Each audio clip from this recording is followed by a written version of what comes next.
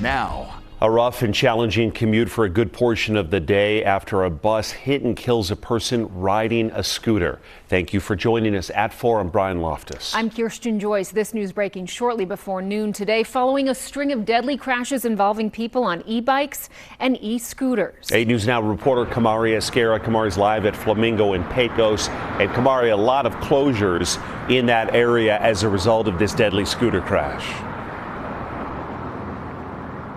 That's correct, Brian. Flamingo was closed in both directions here at Pecos since that incident occurred, like you said, just before noon. It reopened about 15 minutes ago, so traffic is starting to pick up in the area. Again, this was closed for several hours. You can still see the bus right behind us. Now, we spoke to drivers and bus riders in this area at the time of the collision. They say it was a terrible thing to witness.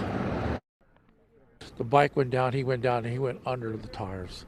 I look out the window and I just see somebody underneath like the second axle of the bus. I can literally see his legs. Witnesses recall the terrifying moments. They say an RTC bus hit a person on a scooter. As we were sitting there waiting for the light to turn green, a man on a mini bike come by in front of the crosswalk, and by the time he got to the corner, he went on, instead of going on the sidewalk, he went on the street side.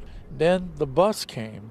And then he was in front of the bus a little bit, and then they bumped because she's got to turn toward the bus stop. Witnesses say not only was he run over once, but twice. I felt like two bumps, right? And I didn't really process what was happening until the people at the front of the bus started saying she hit someone. The front tire rolled him over. He went rolled underneath the bus, and the bus had stopped and got to the second set of tires.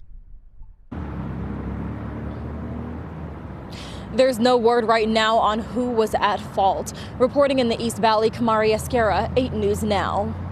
We do not at this time know the age or the identity of the person who died. The Clark County coroner will release that information. As for prior scooter crashes, last month a pair of brothers hit while riding near Warm Springs in Torrey Pines.